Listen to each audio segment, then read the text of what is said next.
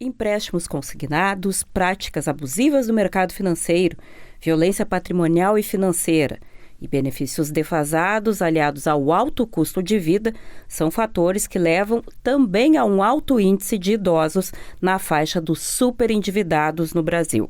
Dados do Instituto Nacional do Seguro Social, o INSS, apontam que do total de 23 milhões de aposentadorias, aproximadamente 10 milhões têm empréstimos consignados.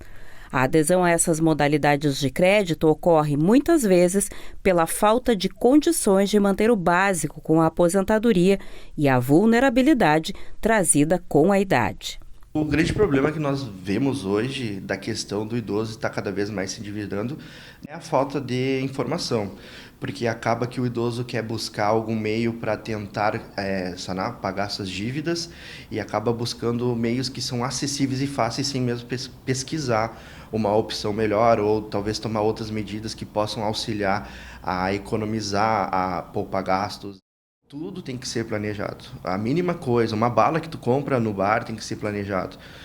Às vezes vem o impulso, mas tu tem que saber que esse impulso tem consequências.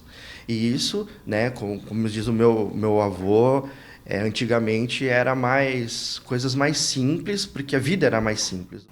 A tendência realmente dessas pessoas sofrerem com esse fato do endividamento é principalmente essa falta de planejamento, né, de estrutura financeira frente a esse novo, digamos assim, essa nova realidade que eles enfrentam, né?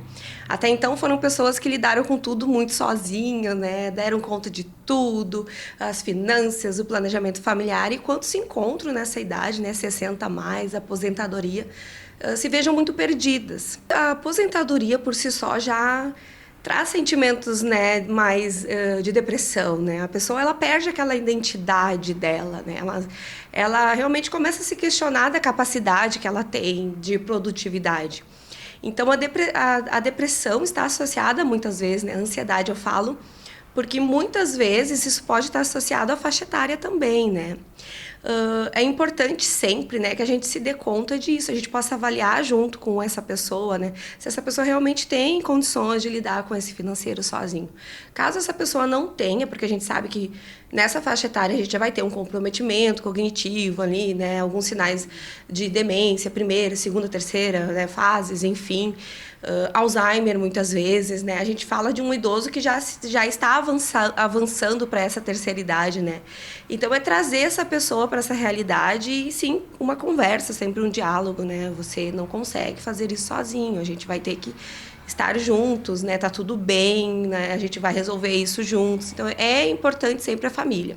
Para o educador financeiro, além do hábito da organização com as contas e despesas, é necessário estar sempre atento às armadilhas do dinheiro fácil.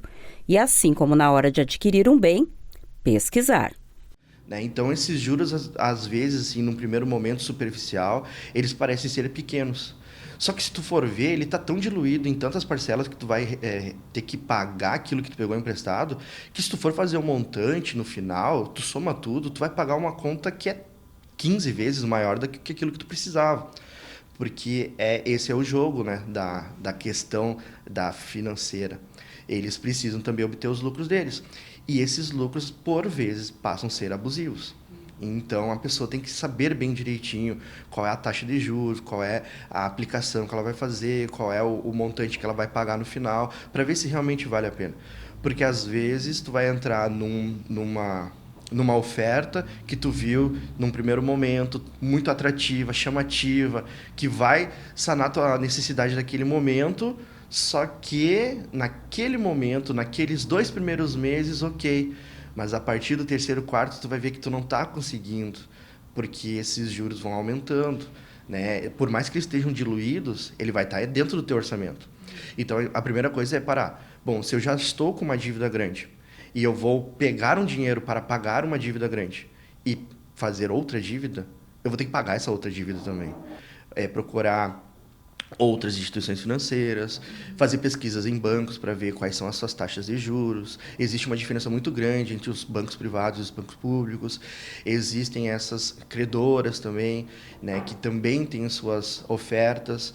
Então, uma base de busca. É que nem quando nós vamos comprar coisas mais baratas, vamos pesquisar as promoções.